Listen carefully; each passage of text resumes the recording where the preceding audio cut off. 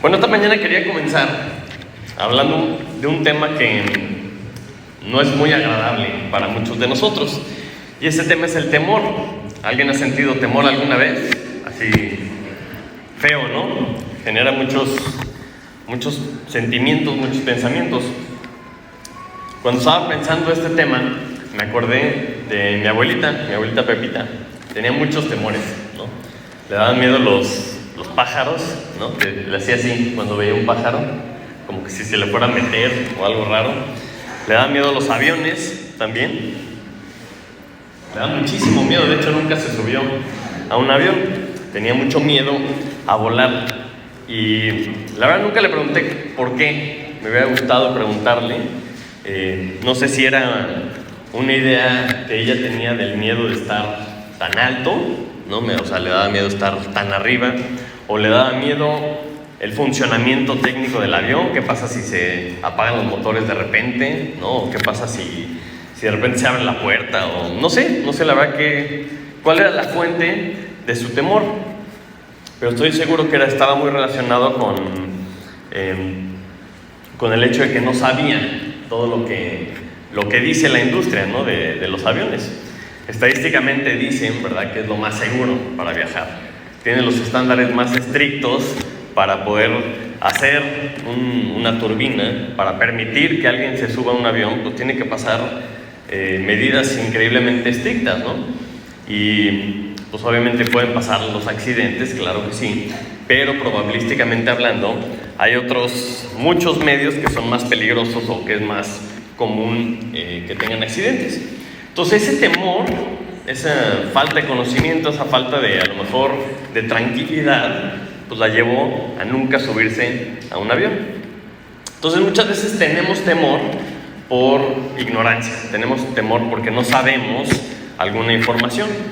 Si ese temor lo transmitimos o lo transferimos al tema de personas, pues también muchas veces nos da temor ciertas personas porque no los conocemos, ¿no? Y se traduce en una falta de confianza, ¿no? Tienes temor de expresar tus sentimientos o de acercarte a una persona porque no sabes si te va a lastimar, y viene esa confianza junto con el conocimiento de esa persona, con la experiencia que tienes de alguien que no te va a fallar, ¿no? De que si dice que va a llegar a tiempo, llega a tiempo, que cumple lo que dice. El pasaje de hoy no habla del temor, ¿no? Pero es un sentimiento que es interesante porque es un pasaje complicado, es un pasaje que pareciera complicado porque habla de Israel, sigue hablando de Israel. ¿Se acuerdan que estamos en este paréntesis del 9 al 11, que está hablando el apóstol Pablo de Israel? Y todo lo que ha estado diciendo Pablo a lo largo de toda su carta está aclarando muchas cosas. Está diciendo que la salvación es por fe, la salvación no es porque fueran judíos. Está aclarando todo este tipo de cosas. Siempre ha sido por fe, sigue siendo por fe. Entonces como que se despierta posiblemente en los lectores un temor hacia Israel, como diciendo, bueno, ¿y ahora qué va a pasar con ellos? O sea, ¿qué va a pasar con ellos? Porque todo lo que está diciendo Pablo, pues entonces, pues ¿qué va a pasar con mis amigos, con mis parientes? ¿Qué va a pasar con toda esta nación de Israel? Entonces, como lo veíamos un poquito la semana pasada, muchas veces el temor viene por la ignorancia. La ignorancia se quita fácilmente, ¿verdad? Porque conoces lo que Dios dice y ya se te quita la ignorancia. Entonces, esta mañana vamos a ver una clave para poder entender todo el capítulo 11. Y créanme cuando les digo que es para entender el resto de la historia de la humanidad, no solo el pasado, sino el futuro. Todo lo que viene depende de que entendamos esto en particular, qué pasó con Israel. Es importante conocer el pasado para que nosotros en el tiempo presente también no repitamos lo mismo que ha pasado anteriormente. ¿Amén? Entonces vamos al capítulo 11 y vamos a leer del versículo 1. Entonces dice así: digo pues, ¿ha desechado Dios a su pueblo? En ninguna manera, porque también yo soy israelita, de la descendencia de Abraham, de la tribu de Benjamín. ¿No ha desechado Dios a su pueblo, al cual desde antes conoció? ¿O no sabéis qué dice de Elías la Escritura, cómo invoca a Dios contra Israel diciendo: Señor, a tus profetas han dado muerte y tus altares han derribado y solo yo he quedado y procuran matarme. Pero ¿qué le dice la divina respuesta? Me he reservado 7,000 hombres que no han doblado la rodilla delante de Baal. Así también aún en este tiempo ha quedado un remanente escogido por gracia. Y si por gracia, ya no es por obras. De otra manera la gracia ya no es gracia. Y si por obras, ya no es gracia. De otra manera la obra ya no es obra. ¿Qué pues? Lo que buscaba Israel no lo ha alcanzado, pero los escogidos sí lo han alcanzado y los demás fueron endurecidos. Como está escrito: Dios les dio espíritu de estupor, ojos con que no vean y oídos con que no oigan hasta el día de hoy. Y David dice: se ha vuelto su convite en trampa y en red, en tropezadero y en retribución. Se han oscurecido sus ojos para que no vean y agóbiales la espalda para siempre. Hasta ahí vamos a leer esta mañana. Padre Santo, te damos gracias esta mañana porque nos permites estar reunidos en familia, Señor. Te damos gracias por este lugar en donde nos podemos juntar, podemos abrir tu palabra libremente, Señor. Podemos derramar nuestros corazones delante de ti, cantándote alabanza, Señor. Podemos orar, venir delante de ti con toda confianza, Señor, en un país libre, Señor. Te damos gracias por eso y te pedimos que siga por muchos años, Señor, y que lo podamos aprovechar para tu gloria y tu honra, Señor. Esta mañana, Señor, te pido que guíes nuestros corazones en tu palabra, que guíes cada una de las palabras que entran en nuestro corazón, Señor, y que haga lo que tú quieres y el efecto que tú quieres en nuestras vidas, Señor. Te lo pedimos en el nombre de Jesús. Amén.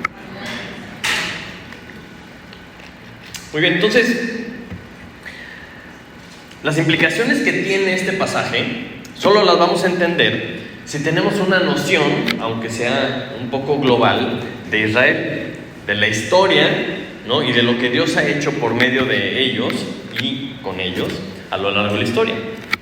Como veíamos un poquito en panorama de la Biblia, no es una historia larga, es una historia complicada, pero es la nación que Dios escogió para traernos al Mesías. Es la nación que Dios escogió para que de ahí saliera el Mesías y el Salvador. Entonces la importancia de Israel siempre ha recaído en el plan de Dios. O sea, ellos eran importantes porque eran parte del plan de Dios. Y en el momento que rechazaban a Dios o que rechazan a Dios, ¿no? Que lo han hecho muchas veces a lo largo de la historia, Dios hacía algo para ubicarlos. Dios hacía algo para que regresaran a Él. Y en el pasaje anterior, la semana pasada, veíamos que Jesús era la roca de tropiezo. ¿Sí se acuerdan o no? Era la roca de tropiezo a todos aquellos que no creyeron. Y el versículo 21 del capítulo anterior estaba como en este tono de reclamo. Dice: pero acerca de Israel, dice: todo el día extendí mis manos a un pueblo rebelde y contradictor. Es decir, Israel era un pueblo rebelde y contradictor. Entonces esto puede despertar una preocupación para todos aquellos que querían a las personas, a los judíos, a sus parientes, todas las personas que eran cercanas con ellos. ¿Cómo que? Pues ¿qué pasó? ¿No?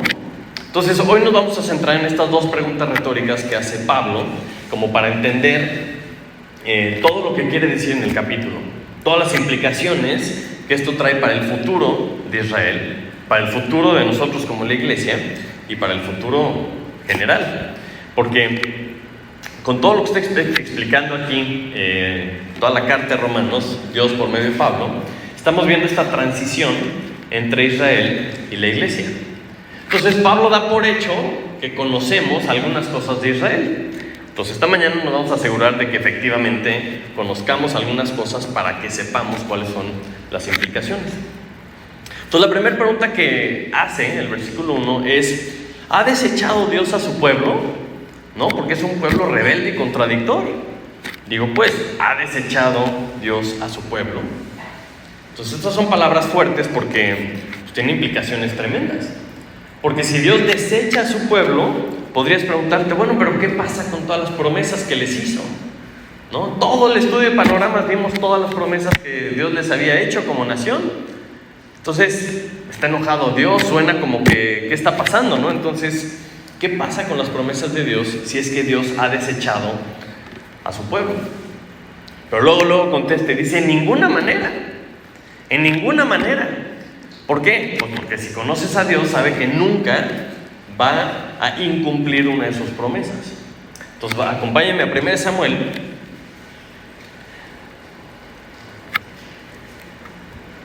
(12:22).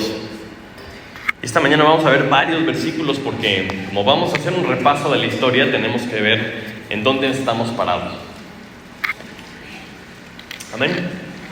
1 Samuel 12:22 dice: pues Jehová no desamparará a su pueblo por su grande nombre, porque Jehová ha querido hacer su pueblo suyo. O sea, por amor a su propio nombre, porque Él mismo dijo que de ellos iba a ser una gran nación, de ellos iba a venir el Mesías, ellos eran su pueblo escogido, por su propio nombre, por su grande nombre, no los iba a desamparar.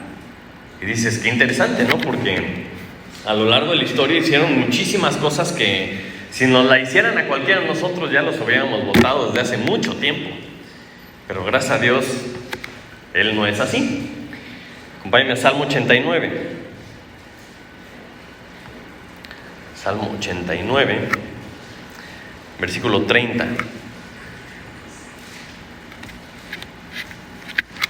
Y amén cuando lo tengan para que lo leamos juntos. Dice, si dejaren sus hijos mi ley y no anduvieren en mis juicios, si profanaren mis estatutos y no guardaren mis mandamientos, entonces castigaré con vara su rebelión y con azotes sus iniquidades. Mas no quitaré de él mi misericordia, ni falsearé mi verdad. No olvidaré mi pacto, ni mudaré lo que ha salido de mis labios. Una vez he jurado por mi santidad, y no mentiré a David. Su descendencia será para siempre, y su trono como el sol delante de mí. Como la luna será firme para siempre, y como un testigo fiel en el cielo. Selah. Qué increíbles promesas, ¿no?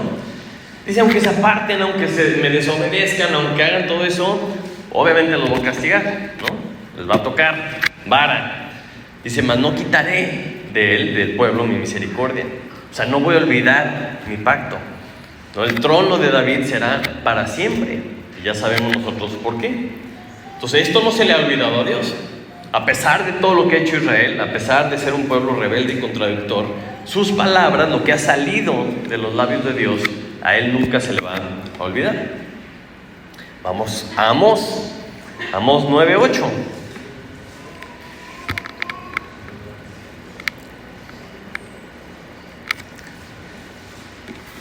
Para que vean que por todos lados en el Antiguo Testamento, en todas las diferentes épocas, Dios seguía recordando lo que había prometido, seguía recordando sus promesas. Amós 9:8, amén. He aquí los ojos de Jehová el Señor están contra el reino pecador, y yo lo asolaré de la faz de la tierra, mas no destruiré del todo la casa de Jacob, dice Jehová. Porque he aquí yo mandaré y haré que la casa de Israel sea zarandeada entre todas las naciones, como se zarandea el grano en una criba, y no cae un granito en la tierra. Entonces dice, aunque van a ser zarandeados porque lo dejaron, ¿no? Dice que lo va a zarandear entre las naciones, de todas maneras no destruirá del todo a la casa de Israel. Entonces, cuando piensa, ¿no? A lo mejor los lectores de la carta de Romanos, Pablo mismo, cuando dice, desechará Dios por completo a Israel, o sea, ya tronaron por haber dejado a Dios, dice, en ninguna manera. Claro que no, porque Dios es Dios. Y si tú conoces a Dios, sabes que Él no haría eso, porque lo ha dicho, porque lo ha prometido. Entonces sabes que tiene un plan, sabes que siempre tiene un remanente, siempre existe un remanente, y me refiero a un remanente fiel no solo de sangre, sino de fe, un remanente que creyó en Dios. Y Pablo lo entiende porque dice, porque yo mismo, ¿verdad? Yo soy israelita, de la descendencia de Abraham, de la tribu de Benjamín. Entonces, él mismo era evidencia de que Dios no había abandonado por completo a la nación, porque no todos desecharon a Dios. Y Dios obviamente no ha desechado a su pueblo. Y es interesante porque luego dice el versículo 2, no ha desechado Dios a su pueblo, más bien como que siempre al revés. O sea, Dios nunca desechó a su pueblo, más bien su pueblo lo desechó a él. Dice, no ha desechado Dios a su pueblo, al cual desde antes conoció. Y luego viene la segunda pregunta que dice, ¿o no sabéis qué dice de Elías la Escritura? Me encanta esa pregunta, ¿no sabéis? O sea, ¿no sabes lo que dice la Escritura? Porque pasan muchas cosas en nuestras vidas cuando no sabemos lo que dice la Escritura. Y por eso Pablo lo pregunta muchas veces, lo hemos visto en Romanos, ¿no saben esto o no saben lo otro? Porque si no sabes algo, tiene un efecto tremendo en tu vida. Y en este caso está diciendo, no, claro que no. O sea, Dios no ha desechado a la nación. ¿No sabes lo que pasó con Elías? Entonces digo, no sé si ustedes sepan lo que pasó con Elías. Pues bueno, vamos a ver un pequeño repaso. Entonces dice, ¿no sabéis qué dice de Elías la Escritura? ¿Cómo invoca a Dios contra Israel diciendo, no? O sea, Elías hablando, reclamándole a Dios, diciendo, Señor, a tus profetas han dado muerte y tus altares han derribado, hablando de la nación de Israel. Y solo yo he quedado y procuran matarme. O sea, él estaba reclamándole a Dios como que, pues, ¿qué pasó con Israel? Todo Israel había dejado a Dios. Todos habían derribado los altares de Dios, se habían ido tras los Baales y solo yo he quedado y me quieren matar. Estaba paniqueado, ¿no? Escondido en una cueva. Y dice Pablo, pero, ¿qué dice la divina respuesta? O sea, ¿qué le contesta a Dios? Dice, me he reservado 7,000 hombres que no han doblado la rodilla delante de Baal. Entonces, acompáñame a 1 Reyes, capítulo 19. 1 Reyes 19, versículo 4.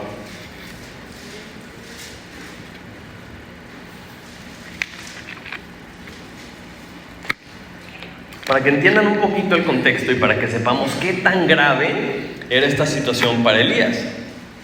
Dice, y él se fue por el desierto un día de camino y vino y se sentó debajo de un enebro y deseando morirse, dijo, basta ya, oh Jehová, quítame la vida, pues no soy yo mejor que mis padres.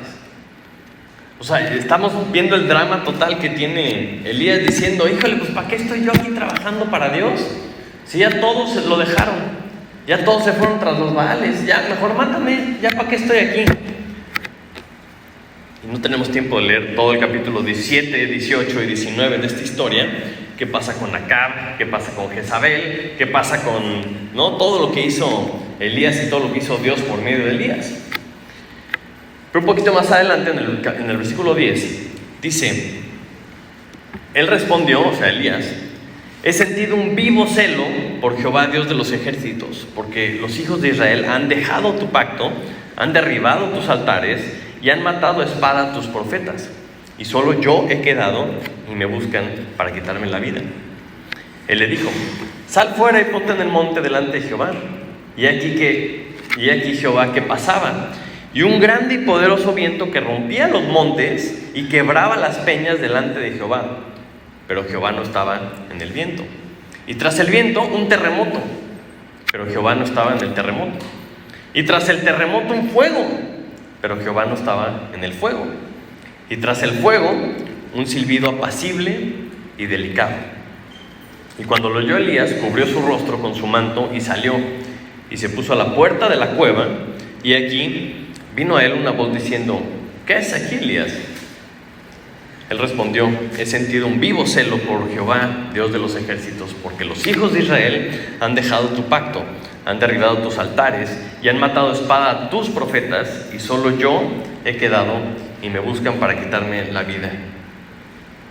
O sea, en este momento de desesperación, él está en una cueva, está escondido, está diciendo, ya, mátame porque no puede ser esto. Y Dios le muestra una visión o una cosa increíble, ¿no? Vienen unos vientos que están rompiendo las montañas, viene un terremoto tremendo, viene un fuego, y dice que Jehová no estaba ahí.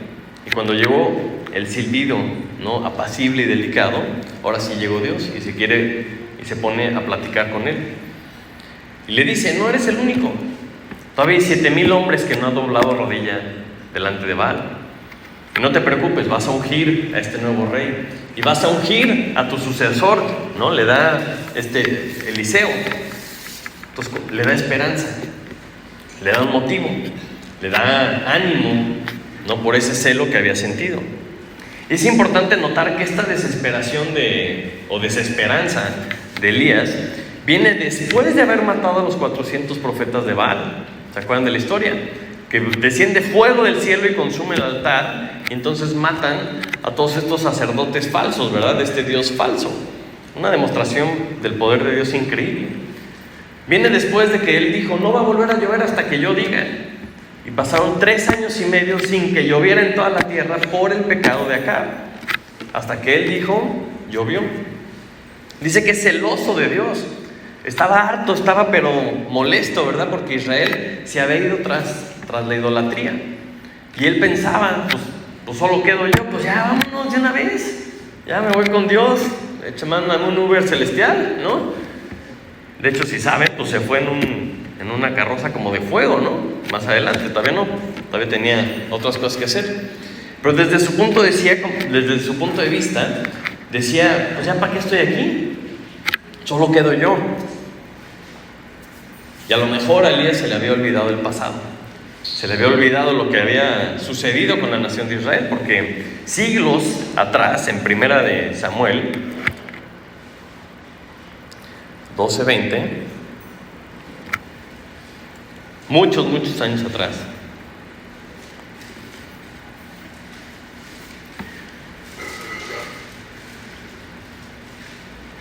Primera Samuel 12:20, amén. Dice, y Samuel respondió al pueblo, no temáis, vosotros habéis hecho todo este mal, pero con todo eso no os apartéis en pos de Jehová, sino servidle con todo vuestro corazón. No os apartéis en pos de vanidades que no aprovechan ni libran, porque son vanidades. Pues Jehová no desamparará a su pueblo por su grande nombre, porque Jehová ha querido haceros pueblo suyo. Así que lejos sea de mí que peque yo contra Jehová, cesando de rogar por vosotros, antes os instruiré en el camino bueno y recto. Solamente temed a Jehová y servidle de verdad con todo vuestro corazón, pues considerad cuán grandes cosas ha hecho por vosotros.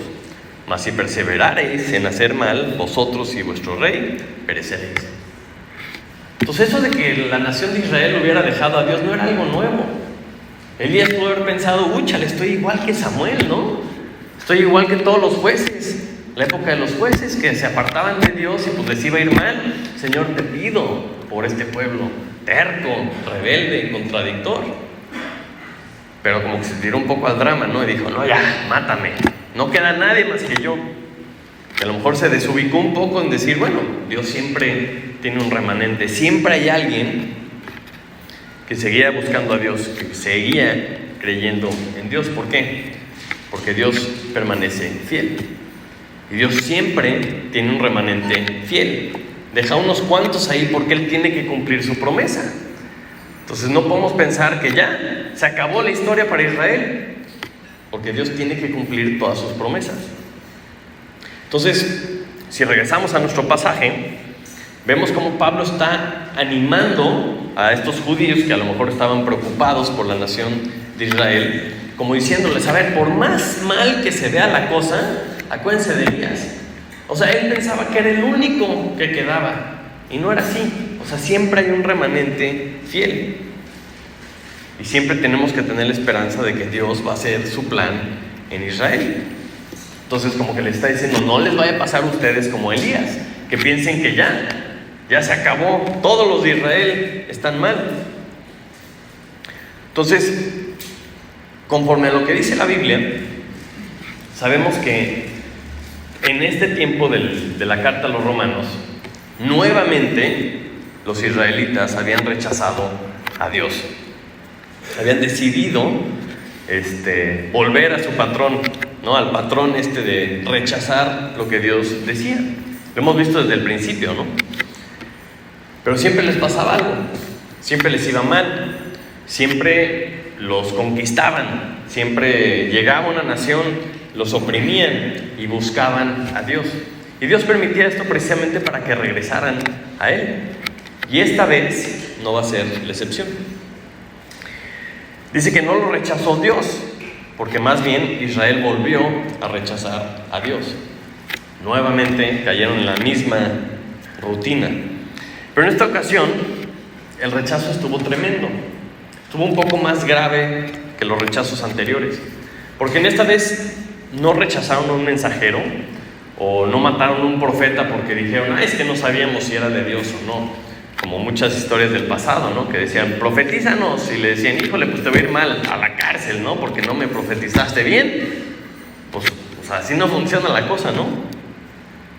Sino que esta vez rechazaron al Mesías, al que todos habían estado esperando desde el principio de los tiempos, ¿no? De que todos tenían las señales, tenían lo que iba a hacer, dónde iban a hacer, cómo iba a crecer, qué es lo que iba a hacer, qué milagros y señales iba a hacer, para que cuando viniera, pues obviamente lo pudieran identificar. Y mucha gente sí lo identificó, no es como que tenían pretexto de que, no, es que no sabíamos que nació en Belén, pensamos que nació en Nazaret. No, es que no sabíamos a qué vinieron estos magos de Oriente, ¿verdad? No, pues es que a mí no se me aparecieron los ángeles en el cielo, entonces no sabía que era él, ¿verdad? No es como que toda la nación vio que curó cojos, ciegos, mudos, endemoniados, y aún así decidieron rechazarlo. Rechazaron a Jesús, al Salvador. Entonces vamos a ver unos ejemplos de este rechazo. Vamos a llamar un rechazo oficial, porque el rechazo a Cristo vino por parte de las autoridades. Las autoridades de la nación son los responsables. Si se acuerdan, en el libro de los reyes decían, y el rey fulano hizo lo malo ante los ojos de Jehová. ¿Se acuerdan? ¿Por qué? Porque hizo que pecara la nación. ¿Por qué? Pues porque levantaban lugares altos, porque ponían una estatua, porque decían que tenían que adorar a estos dioses. Entonces el responsable siempre de la nación era la cabeza de la nación. Entonces obviamente no podemos ver todos los ejemplos, pero vienen muchos. Y vamos a empezar desde el Antiguo Testamento con el Salmo 69. A ver si les suena como una pista y como de quién está hablando el salmista. Salmo 69, versículo 19.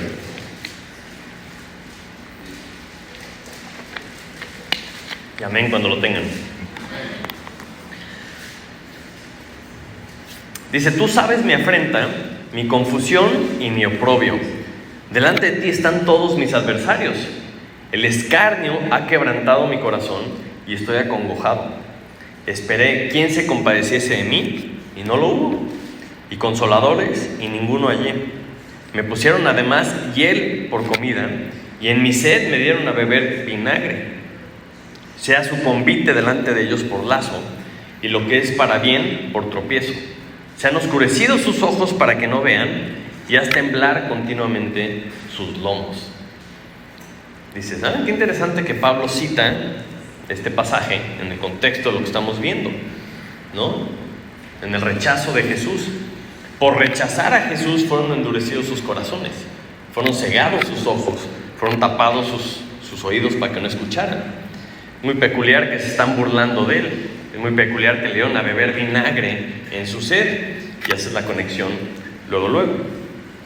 Entonces, ¿quiénes oficialmente rechazaron a Jesús? Vamos a ver unos ejemplos. Lucas 4:28.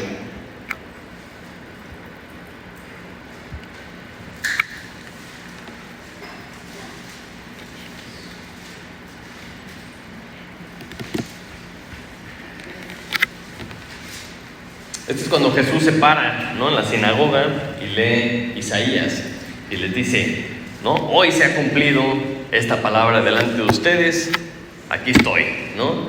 Ese Mesías que dice Isaías 53, aquí estoy delante de ustedes. Y dice, al oír estas cosas, todos en la sinagoga se llenaron de ira y levantándose le echaron fuera de la ciudad y le llevaron hasta la cumbre del monte sobre el cual estaba edificada la ciudad de ellos, para despeñarle. Entonces, caray, o sea, se para Jesús y le dice, aquí estoy, no soy el Mesías, hoy se ha cumplido la palabra, está hablando de Isaías 53, que está hablando de él mismo, y dicen, ok, vamos a echarlo por el barranco, ¿no? Su decisión fue matarlo. Dices, caray, qué extraña reacción. Dice, mas él pasó por en medio de ellos y se fue. Así como, ¿qué? ¿Dónde se fue? Pero no lo pudieron despeñar porque ese no era el plan. Mateo 12:22.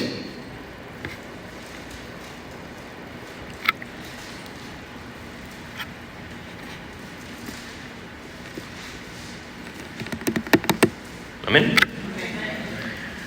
Dice, entonces fue traído a él un endemoniado ciego y mudo y le sanó, de tal manera que el ciego y mudo veía y hablaba. Y toda la gente estaba atónita y decía, ¿será este aquel hijo de David? Así como que tenían la duda, oye, nunca habíamos visto esto y la Biblia dice que iba a sanar ciegos y mudos. ¿No será este el hijo de David? ¿No será este el Mesías? Pero dice, más los fariseos al oírlo decían, este no echa fuera a los demonios sino por Belcebú, príncipe de los demonios. Chanclas, ¿no? Dices, órale. O sea, no reconocieron que Dios era el único capaz de hacer esto, sino que dicen, le atribuyen este milagro a Belcebú, el príncipe de los demonios. Y estos fueron los fariseos. Porque la gente, al verlo, decía, oye, pues ¿no será este? O sea, que sí sabían las pistas. Sí había manera de decir, oye, pues igual y es este, a ver, vamos a anotarlo, ¿no? Porque, pues investígale tantito dónde nació, qué pasó, qué dice la Biblia. No, directo, claro que no, por Belcebú echa fuera a los demonios. Otro ejemplo en Mateo 21.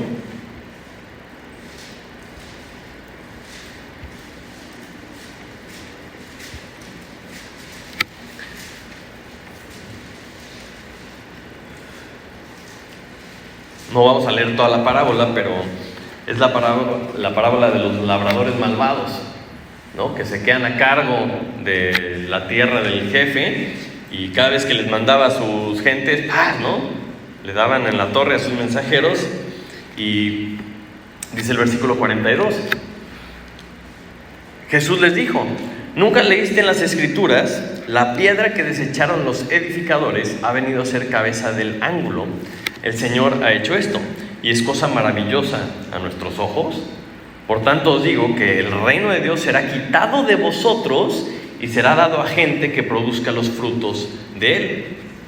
El que cayere sobre esta piedra será quebrantado, y sobre quien ella cayere le desmenuzará.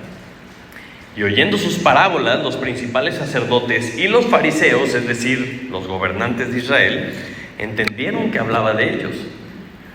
Pero al buscar cómo echarle mano, temían al pueblo porque éste le tenía por profeta. Entonces Jesús le está diciendo cosas duras, le está diciendo, bueno, si ustedes no producen fruto, pues le vamos a dar el campo a alguien más. Y como entendieron que hablaban de ellos, dijeron, híjole, vamos a prenderlo, vamos a deshacernos de este compadre. Y adelantito, Mateo 26, se va poniendo cada vez peor, ¿verdad?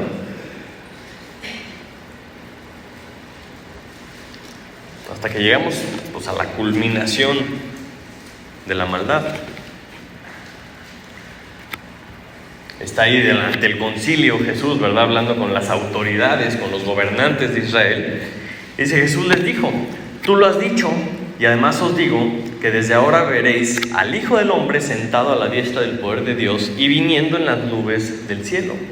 Entonces el sumo sacerdote rasgó sus vestiduras diciendo, ha blasfemado. ¿Qué más necesidad tenemos de testigos? He aquí, ahora mismo habéis oído su blasfemia. ¿Qué os parece? Y respondiendo ellos dijeron, es reo de muerte. Ya, se merece la muerte por haber blasfemado, ¿no? ¿Cómo se atreve a decir tales cosas? Y obviamente esto lleva a que lo muevan a las autoridades romanas, encontrando y maquinando la forma en la que lo pudieran, vamos a decir, matar, porque legalmente no lo podían matar. Entonces dijeron, bueno, ahorita encontramos la forma. Y vamos a Juan 19:5.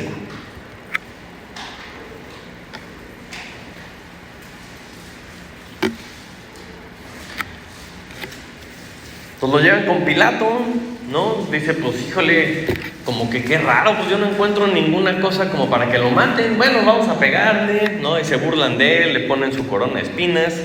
Dice el versículo 5, y salió Jesús llevando la corona de espinas y el manto de púrpura, y Pilato les dijo: he aquí el hombre.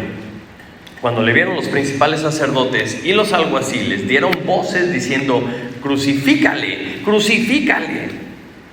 Pilato les dijo: pues tomadle vosotros y crucificadle, porque yo no hallo delito en él. Los judíos le respondieron: nosotros tenemos una ley, y según nuestra ley debe morir, porque se hizo a sí mismo hijo de Dios. Dices: pues mátenlo ustedes, ¿no? Le está dando permiso Pilato. Y dice: no, mátalo tú, ¿no? Porque pues como que sabemos lo que estamos haciendo. Y luego le dice: bueno, me voy a lavar las manos. Se lava las manos Pilato: soy inocente de la sangre de este hombre. Y estos locos dicen una cosa que hasta me da como temor repetirla, ¿no? Porque ellos dicen que la sangre de Cristo sea sobre ellos y sobre sus hijos. Y obviamente lo crucifican. Entonces, vemos como vez tras vez las autoridades de los judíos rechazan al Mesías. Después de todo lo que hizo, después de todas las señales que hizo, después de las palabras que dijo, lo seguían rechazando hasta que lo crucifican. Lo entierran, claramente por el poder de Dios resucita, se le aparece a muchísimos, sigue muchísima gente creyendo en él, y los otros siguen duros. Y eso lo vemos en todo el libro de los Hechos, que está lleno de estos ejemplos. Y desde que se va Jesús, las autoridades lo siguen rechazando. Y conforme a lo que dice la Biblia, sabemos que se pudieron haber arrepentido, pudieron haber creído, pudieron haber dicho: híjole, no puede ser que no nos dimos cuenta, Señor, perdónanos. Y se pudieron haber arrepentido, como muchos lo hicieron. Vemos cómo predica Pedro delante de muchísimas personas y dice que 3,000 creyeron. ¿3,000 qué? Pues judíos están en Jerusalén. ¿Y las autoridades creyeron? No, lo metieron a la cárcel. Luego vuelve a predicar Pedro, lo vuelven a arrestar y se convierten ahora 5,000. Después predica Esteban y los pone como chanclas, diciendo: no puede ser que no hayan visto, y les da un panorama de la Biblia desde el principio, ¿no? Y le dice: este era el Mesías. Se enojan muchísimo y lo apedrean. En vez de decir: híjole, la regamos, arrepentirse y creer, lo apedrean. Y estaba ahí muy orgulloso Saulo, ¿no? Que era de los fariseos mismos. Tenía cartas para matar a todos los cristianos, para apresar a todos los cristianos, ¿no? Y consentía en la muerte de estos. Él mismo después se convierte y le regresa a predicar. ¿Y ahora qué? Ahora lo quieren matar a él también. Entonces dices: bueno, como que estos no entienden una pista, ¿verdad? No ven todas las oportunidades que Dios les había dado como nación de aceptar al Mesías. Entonces, después de todos estos rechazos, de todas estas oportunidades que tuvieron, de ver los milagros, de preguntarle todo lo que quisieran haberle preguntado, de poderlo ver resucitado, ¿no? De que miles de personas creyeran en Cristo, ellos decidieron rechazarlo. Acompáñenme a Hechos capítulo 13, que resume muy bien lo que pasa después. Hechos 13:46.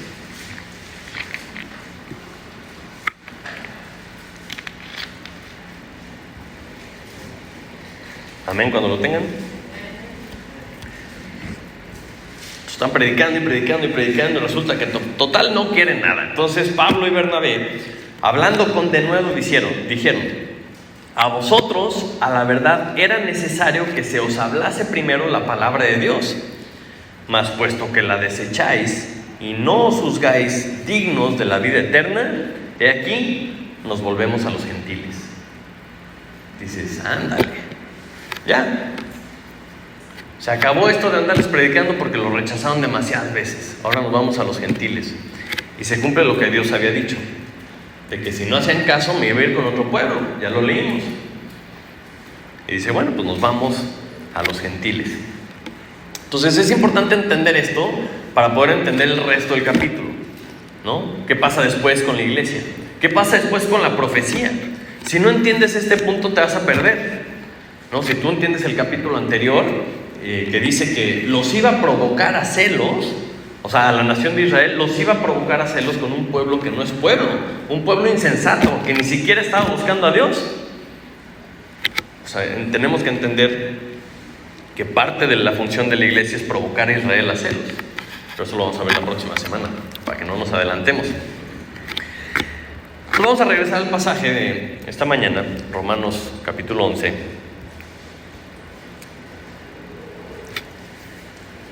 Ya que entendemos un poquito cómo Israel rechazó al Mesías, continúa diciendo, ¿no?, que así como con Elías hubo un remanente, y con todas las historias que hemos visto del Antiguo Testamento siempre hubo un remanente, dice el versículo 5, así también aún en este tiempo ha quedado un remanente escogido por gracia. Y continúa diciendo, y si por gracia ya no es por obras, de otra manera la gracia ya no es gracia. O sea, si es gratis, es gratis, ¿no? Si tú haces algo para ganarte algo, entonces ya no fue gratis, ya te lo ganaste. Por eso dice, y si por obras ya no es gracia, porque pues ya te lo ganaste. De otra manera la obra ya no es obra, porque siempre ha sido por gracia. Entonces existe hoy y siempre existirá un remanente de Israel, un remanente que creen a Dios, que creen en el Mesías. Entonces esto es algo que es real hasta hoy. ¿Por qué? Porque siempre han creído los escogidos, siempre han alcanzado la justicia los que la han alcanzado por medio de la fe, la justicia de la fe, no la de la ley. Por eso dice el versículo 7, ¿qué pues? Pues lo que buscaba Israel no lo ha alcanzado, pero los escogidos sí lo han alcanzado y los demás fueron endurecidos. Entonces el endurecimiento de corazón es una consecuencia de haber alejado del plan de Dios, haber escogido seguir la justicia de la ley, no la de la fe, como veíamos la semana pasada. Por eso dice, como está escrito, es una consecuencia, como está escrito, Dios les dio espíritu de estupor, ojos con que no vean y oídos con que no oigan hasta el día de hoy. ¿Por qué? Porque buscaron la justicia de la ley, que es imposible. Es imposible alcanzar la justicia por medio de las obras, porque siempre ha sido por gracia. A mí el ejemplo de los fariseos se me hace increíble. Se me hace increíble que llevaron a Jesús delante de Pilato porque lo querían matar injustificadamente, sabían que era justo, y llegan hacia la puerta y no quieren entrar a la puerta de la casa de Pilato. ¿Por qué? Porque no vayan a ser inmundos, ¿verdad? Por entrar a la casa de un gentil. Te quedas así como, a ver, no me checan. O sea, no se querían hacer inmundos por entrar a la casa de un gentil, pero sí querían matar a un inocente. Dices, a ver, qué lógica tan chueca.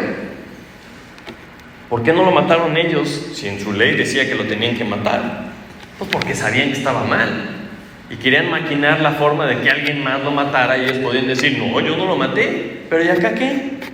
¿Quién maquinó la muerte de este justo? ¿Quién elucubró todo? ¿Quién fue de noche a prenderlo a escondidas del pueblo, verdad? Tú dices, ¿eso no nos hacía impuros? El estar maquinando cómo matar sangre inocente. Entonces vemos la ceguera y sordera espiritual a todo lo que da. Por haber rechazado la justicia de Dios, les vino esto, ¿no? Espíritu de estupor, ojos con que no ven y oídos con que no oyen. Y es increíble porque no es por obras, ellos no lo entendieron, siempre ha sido por gracia. Toda la historia de los judíos, la gente salva, la gente justa, siempre ha sido por fe, siempre ha sido por gracia, no por obras. Y lo está recalcando vez tras vez el libro de Romanos, Pablo, para que lo entiendan. ¿Por qué? Porque se acuerdan en el tiempo de los jueces, se alejaban de Dios, los conquistaban, los oprimían, y Dios era el que tomaba la iniciativa. ¿Por qué? Pues por gracia. Decía, a ver, voy a levantar un juez para que los libre, pero para que sepan que soy yo. Ay, todos paz y seguridad y tranquilidad por 30 años, 40 años, y luego se olvidaban de Dios. Y Dios, ay, bueno, está bien. Les iba muy mal, y luego ¿qué? a ver, voy a buscar a alguien más, a otro juez, para que los libere. Pero siempre era Dios el que hacía algo. Lo mismo pasa cuando se separa Judá e Israel. No, los reyes iban detrás de dioses ajenos. ¿Y por qué no les cayó fuego del cielo y los consumió como Sodoma y Gomorra? Pues por la gracia de Dios. Tenían baales, tenían altares en los lugares altos, ¿no? Se iban tras otros dioses, se mezclaban con las otras naciones. Y Dios recordaba sus promesas, ¿no? Y tenía paciencia hasta que se le acabó la paciencia y los conquistaron ahora sí, en serio, ¿verdad? Y se fueron a Babilonia y arrasaron con Israel. Bueno, sí quedó un remanente. Oye, pero después vinieron los persas, pero siempre había un remanente. Oye, después vino Grecia, después vino Roma, siempre hubo un remanente. Y cuando estaban lo peor, la peor de las opresiones, que era con Roma, dices, ¿por qué no buscaron a Dios? O sea, la opresión de Roma históricamente puede verse, comparado con todas las demás, y fue la peor de todas las opresiones. Y Dios así como, ¿por qué no me han buscado? A lo mejor les pudo haber levantado un libertador como antes. A lo mejor pudo haber movido el corazón de los reyes para que los regresaran a su tierra y pudieran vivir tranquilos. Dices, pero no lo buscaron. Y bajo la peor opresión es cuando Dios les manda el Mesías. Y dices, ¡ay, qué buen momento!, ¿verdad? Porque, ahora sí es justo lo que necesitaban, el Mesías. Pero dijeron, no, este Mesías no nos gusta. Queremos uno que nos quite de la opresión de Roma. Entonces, este no nos gusta. Y rechazaron al Mesías. Entonces, aún en este último rechazo, que desde mi punto de vista pareciera el peor de todos, no solo porque rechazaron al Mesías, sino porque estaban en el peor momento, aún en este rechazo vemos la gracia de Dios. ¿Y a qué me refiero? La gracia de Dios hacia la nación de Israel. Acompáñenme a Hechos, capítulo 3, versículo 17.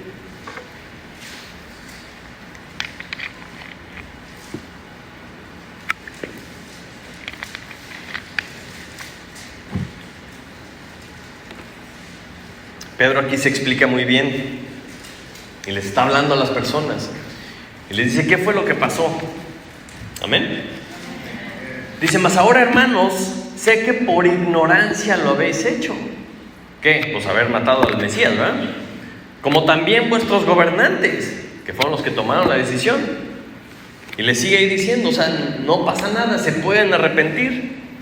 Tan es así que en el versículo 4 dice que, pero muchos de los que habían oído la palabra creyeron, y el número de los varones era como 5,000. Entonces otra vez los mandan al concilio, con los gobernantes, con las autoridades, y no reciben a Cristo. Rechazan el mensaje de Cristo y los meten a la cárcel. Pero muchos de los que habían oído la palabra creyeron, y el número de los varones era como 5,000. Entonces esto es una muestra de que, de todas maneras, como individuos, como personas, los que escuchaban el mensaje podían creer, podían arrepentirse, podían recibir a Cristo, y muchos se salvaron, nada más que los gobernantes no. Entonces, esto es importante entenderlo y conocerlo para saber y entender todo lo que viene en el resto del capítulo. Y encuentro una aplicación muy importante para nosotros. El versículo 7 dice que pues, entonces, ¿qué pasó? Lo que buscaba Israel no lo ha alcanzado, pero los escogidos sí lo han alcanzado y los demás fueron endurecidos. Esto lo conecto con lo que vimos la semana pasada, porque lo que estaba buscando Israel era justicia por medio de la ley, justicia por hacer cosas, por cumplir la ley, que ya quedó establecidísimo que es imposible. Entonces, como se fueron por ese camino, pues Dios les endurece el corazón. Y es una consecuencia lógica. Si tú rechazas el plan de Dios, tu corazón es endurecido. Y eso sigue siendo verdad hasta el día de hoy. Porque el único que puede quitarte ese corazón de piedra y hacerlo de carne, pues es Dios. Entonces, con esta introducción al capítulo, a lo mejor te puede cambiar la perspectiva. A lo mejor tú piensas que te tienes que portar bien para ir al cielo, o que tienes que hacer una serie de cosas para ganarte o merecerte ir al cielo. Pero la Biblia nos dice que esto es imposible. Entonces, así como Pablo está atendiendo a las posibles preocupaciones de los judíos de aquella época y les está contestando, ¿no?, con información para que no tengan temor, lo mismo puede pasar esta mañana con alguna de tus preocupaciones. Entonces ponte a pensar qué preocupaciones tienes. ¿Cómo llego al cielo? ¿Si existe o no existe la eternidad? ¿Para qué estoy vivo? ¿Cómo le hago para que mi matrimonio funcione? ¿Cómo le hago para criar a mis hijos? ¿Qué va a pasar en el futuro? ¿Cómo le hago para superar el pasado? ¿Qué hago en mi trabajo? ¿Cuál es el propósito de todo esto? Ponte a pensar, ¿cuáles son tus preocupaciones? Y lo que sea que te preocupa, debes entender que solamente hay dos razones por las que te puedes estar preocupando. ¿Y te preocupas porque no conoces a Dios? ¿O te preocupas porque no conoces su palabra? Es lo que está diciendo Pablo y es lo que nos dice la Biblia por todos lados. Porque si tú conoces a Dios, sabes que Dios es amor, ¿no? Y el amor echa fuera todo temor. Entonces cualquier temor que pudieran haber tenido estos judíos se les quitó con un poquito de conocimiento de Dios. Porque Dios siempre cumple lo que promete. Y Dios nos ha dicho todo lo que quiere que sepamos por medio de su palabra. En su palabra encontramos todo y cualquier duda, cualquier preocupación que tengas, en su palabra viene. Viene explicado por el creador del universo. Y nosotros conocemos a Dios por medio de la Biblia. Sabes en la vida diaria qué es lo que hace Dios por lo que ves en la Biblia. Porque tú sabes lo que quiere, sabes cómo piensa, sabes lo que hace, sabes lo que le gusta. Entonces, en esta iglesia la invitación siempre es a que conozcas a Dios, conocerlo más a Él.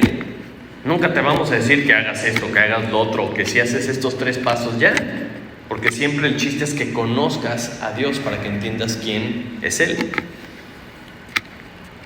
¿Y qué es lo que predicamos? ¿Qué es lo que decimos, como lo vimos la semana pasada? La palabra de fe que predicamos, que si confesares con tu boca que Jesús es el Señor y creyeres en tu corazón que Dios le levantó de los muertos, serás salvo. Porque con el corazón se cree para justicia, pero con la boca se confiesa para salvación. Tú puedes saber esto porque lo dice Dios. Entonces, ¿qué tienes que hacer? No tienes que hacer nada, no es una cosa que hagas, no es una obra, sino es del corazón. Es si crees en tu corazón, si reconoces que Él es Dios y que tú eres su creación y que Él te ofrece la salvación por gracia. Dice que es por gracia, por medio de la fe. Y dice que no por obras para que nadie se gloríe. Si es por obras ya no es por gracia, es contradictorio. Entonces acepta el regalo de gracia de Dios, que es la salvación por medio de Jesucristo. Cree en Él, cree lo que Él dice y déjate sorprender por el plan que Dios tiene para ti. Entonces, si tú tienes esta preocupación, acércate con alguno de nosotros, te podemos explicar lo que Dios dice y de esa forma lo vas a poder creer. Y muchos de nosotros a lo mejor creemos en Dios, somos sus hijos y decimos: híjole, el mundo está muy mal, el mundo está más para allá que para acá, como decimos. Entonces, ¿ya para qué? Es imposible que yo pueda hacer una diferencia cuando todos los gobiernos están empujando estas cosas, ¿no? Cuando las leyes están en contra de lo que Dios dice, cuando todo parece que va de mal en peor. Lo malo es bueno y lo bueno es malo. Ya el mundo está, ya, Señor, ya llévame, ¿no? Y nos ponemos un poco con la actitud de Elías en la cueva. Pero hay que ver la perspectiva de Dios y no la nuestra. Tenemos que entender, Dios todavía tiene algo que hacer. Dios todavía quiere que hagamos algo. ¿Cómo sabemos esto? Pues porque aquí seguimos. Levanta la mano si sigues aquí. Bueno, algunos ya no. Llamen a una ambulancia, ¿verdad? Entonces, ¿cómo puedo descubrir esto que Dios va a hacer conmigo o esto que Dios puede hacer conmigo? Podemos ver el ejemplo de Elías. De hecho, podemos ver el ejemplo de muchos, de Noé, de Moisés, de David, de Daniel y de sus amigos, de Nehemías, de todos estos grandes personajes. ¿Qué tienen en común? Se me hace increíble que todos tuvieron celo por Dios primero y después vino la manifestación poderosa de Dios. Porque primero pusieron a Dios sobre todas las cosas. Primero tuvieron el celo y dijeron, esto no puede ser. ¿Cómo es posible que la ciudad esté así? Yo no voy a comer esta carne y estas cosas que me están dando. Dios primero. El celo de Dios primero y después vino la manifestación poderosa de Dios. Debemos de poner a Dios primero aunque me maten. Ni modo. Pues ya ellos, pues a mí no me pasa nada, yo sé a dónde voy. Pero aquí yo tengo que defender lo que Dios dice. Yo tengo que estar firme en lo que Dios dice. Y ese celo por Dios viene por fe. Viene por creer que Dios es Dios. Creer lo que Él dice. Creer lo que es capaz de hacer. Y de que su plan nos conviene sobre todas las cosas. Entonces, si lo crees, pues lo vives. Si no lo crees, pues también lo vives. Crees lo que tú, ahora sí que vives conforme a lo que crees. Pero si tú vives conforme a lo que Dios dice, crees lo que Dios dice, seguramente vas a poder ver la manifestación del poder de Dios en tu vida. Conforme a su plan, no quiere decir que ya vas a poder volar y vas a poder hacer cosas, sino que vas a poder ser parte de su plan. Él nos dijo, ve y haz discípulos a todas las naciones. Pues obedece y déjate sorprender por lo que Dios va a hacer. Porque dices, no hay nada más importante en mi vida, lo voy a hacer y Dios se manifiesta. O cédele el control a Dios de tu vida. Y Señor, yo quiero vivir para ti, quiero santificarme para ti. Y después viene el poder de Dios y te vas a dejar sorprender. Pero todo esto no va a suceder si no conoces a Dios. Y esto va para hijos, para no hijos, para todos. Si tú no conoces a Dios, no va a pasar nada de esto. O sea, hasta que tú no dejes de ignorar lo que dice su palabra, hasta que tomes la decisión de ver qué es lo que Dios dice, qué es lo que Dios quiere, cuál es el plan de Dios, para qué estamos aquí, pues ponte a leer. Porque la fe es por el oír y el oír por la palabra. Pues ¿quieres creer lo que Dios dice? Pues lee, escucha la palabra de Dios para que le creas. Y cuando tú la leas, cuando tú la creas y cuando tú la vivas, vas a poder ver lo que Dios va a hacer en tu vida. Vamos a orar. Padre Santo, te damos muchas gracias por tu palabra, Señor. Verdaderamente es increíble cómo conectas todo, Señor. Cómo todo está en tu palabra misma, Señor. Te damos gracias porque has puesto un gran ejemplo en la nación de Israel, Señor. Sabemos que tú tienes un plan para ellos. Te pedimos que volteen sus ojos a ti, Señor. Que puedan regresar a creer en ti, Señor. Para que pueda continuar la historia como tú la has platicado, Señor. Te damos gracias porque nos has considerado y nos has permitido ser parte de tu plan, Señor. Te damos gracias porque pues, nos has amado, Señor.